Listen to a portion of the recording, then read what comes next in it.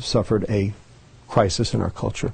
And I believe it comes down to a mistake that we've made between the interpretation of two of our most important and positive emotions, pleasure and happiness. A lot of people equate the two, but I'm here to tell you that they are completely different. A lot of people think they're exactly the same. In fact, on the internet you can find definitions that actually conflate and confuse the two. So what are the differences between pleasure and happiness? And I believe there are 7. Pleasure is short-lived, happiness is long-lived. Pleasure is visceral, happiness is ethereal. Pleasure is taking, happiness is giving. Pleasure can be achieved with substances, happiness cannot be achieved with substances. Pleasure is experienced alone, happiness is experienced in social groups.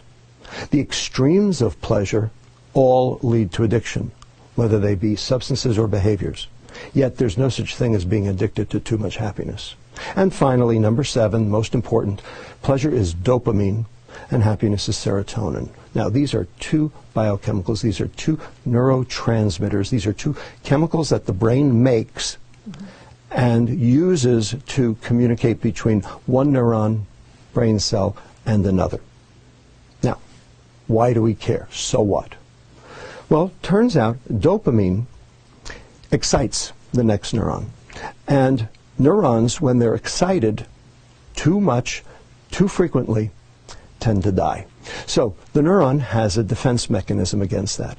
What it does is it reduces the number of receptors that are available to be stimulated in an attempt to try to mitigate the damage. When you say to be stimulated, you mean to be excited? To be excited, that's right. And so we have a name for that process. It's called downregulation, and a lot of different chemicals in the body do that. Now, you get a hit, you get a rush, the receptors go down. Next time, you need a bigger hit to get the same rush because there are fewer receptors to occupy. And you need a bigger hit, and a bigger hit, and a bigger hit, until finally taking a huge hit to get nothing. That's called tolerance. And then when the neurons start to die, that's called addiction.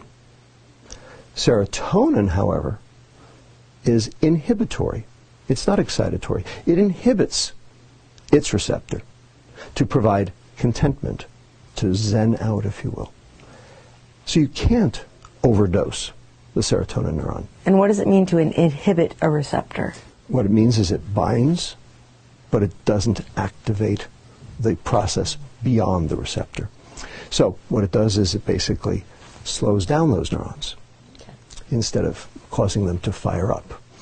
And so in doing so, you end up with the process of contentment, that feeling of one with the world, if you will, that thing we call happiness.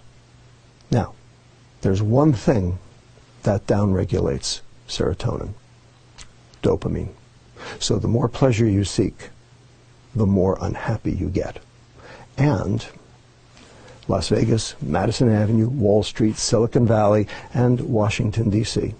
have very specifically and in a coordinated fashion confused and conflated the term happiness with the term pleasure, so that you can buy happiness, so that they can sell you their junk. It's called the American economy, and it's based on hedonic substances that drive pleasure rather than happiness. And in the process, we have become most decidedly unhappy. And the problem is, you can't fix a problem unless you identify what the problem is.